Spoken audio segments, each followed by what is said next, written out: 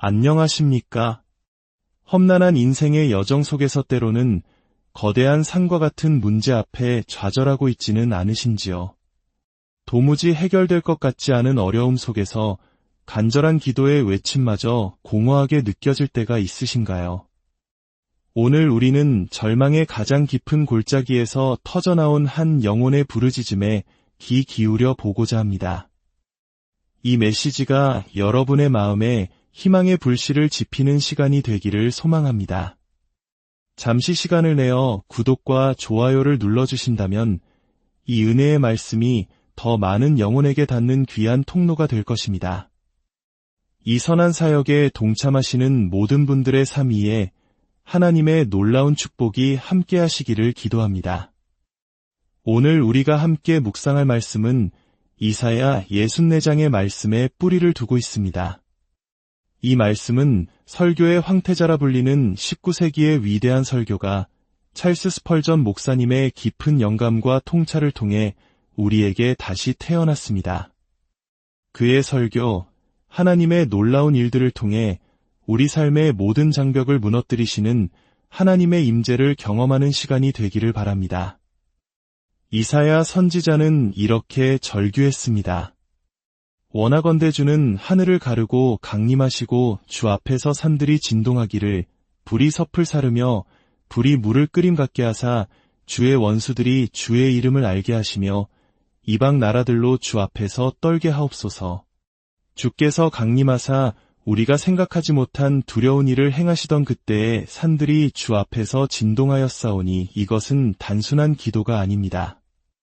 이것은 하나님의 백성이 가장 비참하고 암울한 상황에 처했을 때 그들의 영혼 가장 깊은 곳에서 터져나온 간절한 외침입니다. 선지자는 과거에 행하셨던 하나님의 위대한 역사를 기억하며 다시 한번 그 놀라운 능력을 보여주시길 간구하고 있습니다. 역사는 반복된다는 말이 있습니다. 하지만 더 정확한 진리는 하나님은 영원히 변치 않으신다는 사실입니다. 어제나 오늘이나 영원토록 동일하신 하나님이시기에 우리는 그분의 과거 행적을 통해 미래를 신뢰할 수 있습니다. 그분께서 과거에 행하셨던 일들을 오늘 우리를 위해서도 행하실 수 있음을 굳게 믿을 수 있는 것입니다. 이는 단순히 이스라엘 민족의 역사에만 국한된 이야기가 아닙니다. 바로 우리 각자의 삶에도 동일하게 적용되는 원리입니다. 우리 중에는 수십 년간 주님과 동행해온 분들이 계실 겁니다. 지난 세월을 돌아보십시오. 주님께서 어떻게 우리의 허물을 용서하시고 우리의 배역함을 덮어주셨습니까? 어떻게 우리의 필요를 채우시고 절망에 빠진 우리를 격려하시며 연약한 우리를 강하게 붙들어 주셨습니까? 우리의 하나님은 구원의 하나님이시며 그분은 마지막 날까지 우리를 축복하실 것입니다. 여호와는 나의 목자시니 내게 부족함이 없으리로다. 이 고백은 과거의 경험에서 비롯되어 미래의 확신으로 이어집니다. 내 평생의 선하심과 인자하심이 반드시 나를 따르리니 내가 여호와의 집에 영원히 살리로다. 오늘 말씀의 핵심은 이것입니다. 과거에 하나님께서 우리를 대하셨던 것처럼 우리는 미래에도 그분의 동일한 은혜를 기대할 수 있다는 위대한 원리입니다. 첫째, 하나님의 임재는 그분의 백성에게 유일한 희망입니다. 이사야 선지자는 원하건대 주는 하늘을 가르고 강림하소서라고 부르짖습니다. 이것은 단순한 기도의 발전입니다. 처음에는 하늘에서 굽어 살펴 주소서라고 기도했지만 그의 믿음과 열망이 더해지자 이제는 직접 내려오소서라고 간구하는 것입니다. 마치 전쟁터에서 아군이 위기에 처했을 때 장수가 막사를 찢고 뛰쳐나와 구원해 주기를 바라는 것처럼 선지자는 하나님께서 모든 장벽을 뚫고 즉시 임하시기를 갈망하고 있습니다. 우리 주 예수 그리스도께서 죄인된 우리에게 하나님이 오실 수 있는 길을 여셨을 때 그분은 성전의 휘장을 조심스럽게 걷거나 접지 않으셨습니다. 휘장은 위로부터 아래까지 둘로 찢어졌습니다. 그 누구도 다시는 그 찢어진 휘장을 붙일 수 없도록 하나님께로 나아가는 길은 영원히 활짝 열렸습니다. 오늘날 우리 시대와 교회에 가장 필요한 것은 무엇이겠습니까? 더 많은 목회자나 더 화려한 웅변이 아닙니다. 더 많은 헌금이나 웅장한 건물이 아닙니다. 우리에게 가장 절실한 것은 살아계신 하나님의 임재, 그 자체입니다. 주님께서 우리 가운데 함께 하실 때 우리의 군대는 승리를 향해 행진할 것이며 모든 원수는 패배할 것입니다. 이스라엘의 역사를 보십시오. 그들이 이집트의 끔찍한 노예 생활에서 어떻게 해방될 수 있었습니까? 오직 하나님의 임재 덕분이었습니다. 주님께서 말씀하셨습니다. 내가 내 백성의 고통을 분명히 보고 그들의 부르짖음을 들었으며 그들의 근심을 아노라. 그리고 주님은 그들을 구원하기 위해 내려오셨습니다. 교만한 파라오와 이집트 땅에 내려진 10가지 재앙을 기억하십시오. 하나님의 임재는 억압받는 백성을 타오르는 불과 같이 만들어 압제자들을 모두 태워버렸습니다. 그들이 홍해 앞에 섰을 때 뒤에서는 이집트 군대가 추격하고 양옆은 바위로 막혔을 때 그들의 구원은 어디에 있었습니까? 불기둥과 구름기둥 가운데서 그들을 지켜보시던 하나님의 임재였습니다. 광야의 메마른 모래 위에서 그들이 어떻게 살아남았습니까? 반석에서 물이 나고 하늘에서 만나가 내렸던 것은 모두 하나님께서 그들 가운데 거하셨기 때문입니다. 하나님의 임재는 이스라엘의 영광이었습니다. 그들이 하나님을 떠났을 때 그들은 가장 약한 민족에게도 짓밟혔습니다. 그러나 하나님께서 그들과 함께 하실 때 그들은 열방 중에 가장 위대한 민족이 되었습니다. 이 진리는 오늘날 우리에게도 동일합니다. 우리가 언제 위로를 얻고 구원의 소망을 발견했습니까? 바로 하나님께서 우리와 같은 육신을 입고 이 땅에 오신 임마누엘, 예수 그리스도를 만났을 때입니다. 베들레헴의 아기 예수, 그분은 인류의 희망의 시작이었습니다. 성령을 통해 우리 각자에게 예수님이 찾아오실 때 비로소 우리의 참된 소망은 시작됩니다. 장차 주님께서 다시 오실 그날 우리의 육신이 썩어 없어진다 할지라도 우리는 그분 안에서 부활하여 영원한 구원을 완성하게 될 것입니다. 주님의 첫 번째 오심은 우리에게 영원한 구원을 주셨고 성령으로 우리에게 오심은 살아있는 믿음을 주셨으며 그분의 두 번째 오심은 우리 소망의 최종적인 완성입니다. 그러므로 우리는 외칩니다. 주 예수여, 속히 오시옵소서. 아멘. 둘째, 하나님의 임재는 놀라움을 창조합니다. 성경은 말합니다. 주께서 강림하사 우리가 생각하지 못한 두려운 일을 행하시던 그때에 그렇습니다. 하나님께서 인간의 역사와 개인의 삶에 개입하실 때 그분은 언제나 우리의 기대를 뛰어넘는 방식으로 일하십니다. 야곱의 삶을 보십시오.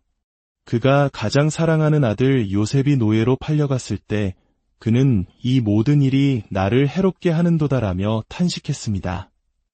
그는 하나님의 선한 계획을 전혀 상상할 수 없었습니다. 그러나 하나님께서는 야곱이 생각지도 못한 방식으로 일하고 계셨습니다. 요셉을 이집트의 총리로 세우시고 끔찍한 기근 속에서 그의 온 가족을 구원할 피난처를 예비하고 계셨던 것입니다. 이스라엘 백성이 홍해 앞에 섰을 때 바다를 마른 땅처럼 걸어서 건너게 될 것이라고 상상이나 했겠습니까? 뜨거운 사막에서 거대한 구름 기둥이 그늘이 되어줄 것이라 기대했겠습니까? 밤에는 불기둥이 온 진영을 대낮처럼 밝혀줄 것이라고 생각했겠습니까? 하늘에서 천사의 양식이 매일 아침 내리고 뱀에 물렸을 때 넛뱀을 쳐다보는 것만으로 치유될 것이라고 누가 예상했겠습니까? 아니요. 이스라엘의 역사는 놀라움과 예기치 못한 자비의 연속이었습니다. 이 놀라움은 구원의 역사 속에서 절정을 이룹니다. 죄로 인해 타락한 인류를 위해 하나님의 아들께서 친히 이 땅에 오셔서 우리를 대신하여 십자가에서 죽으실 것이라고 그 누가 상상이나 했겠습니까? 죄인인 우리가 하나님의 자녀로 입양되고 그리스도와 함께한 상속자가 되며 더 나아가 그리스도의 신부가 될 것이라고 감히 꿈이라도 꿀 수 있었겠습니까? 우리가 천국에 가서 부활한 우리 자신을 보게 될 때 우리는 말할 것입니다. 나는 죽은 자의 부활을 믿었지만 이 영광은 모든 기적을 뛰어넘는 기적이구나. 하나님께서 행하시는 일들이 우리를 계속해서 놀라게 하는 이유는 무엇일까요? 첫째는 하나님에 대한 우리의 가장 큰 상상조차도 진실에 턱없이 부족하기 때문입니다. 우리는 해변의 작은 조개 껍데기와 같아서 드넓은 바다를 담을 수 없습니다. 둘째, 우리의 믿음이 부끄러울 정도로 연약하기 때문입니다. 우리는 바다와 같은 무한한 신뢰를 드릴 분에게 겨우 동전 한 입 정도의 믿음만을 보여드릴 뿐입니다. 하나님은 우리가 구하거나 생각하는 것보다 훨씬 더 풍성하게 행하심으로써 우리를 놀라게 하십니다. 이러한 놀라움은 우리의 삶을 단조로움에서 구하고 신선하고 달콤하게 유지시켜줍니다. 시련은 우리를 더 깊은 은혜의 방으로 인도하는 하나님의 초대장과 같습니다. 고난을 통해 우리는 하나님의 신실하심을 배우고 그분을 더 깊이 사랑하게 됩니다. 스펄전 목사님은 당시 영국의 한 감동적인 실화를 소개합니다. 빌리 브레이라는 순수한 믿음을 가진 광부가 있었습니다. 그는 자신이 사는 언덕의 모든 영혼이 구원받기를 간절히 기도했고 하나님께서 그 언덕을 자신에게 주셨다고 믿었습니다. 어느 날 그 언덕에 성공의 교회가 세워졌는데 그곳의 목사님은 아직 거듭나지 못한 분이었습니다. 빌리는 실망하지 않고 그 목사님을 위해 다시 기도하기 시작했습니다.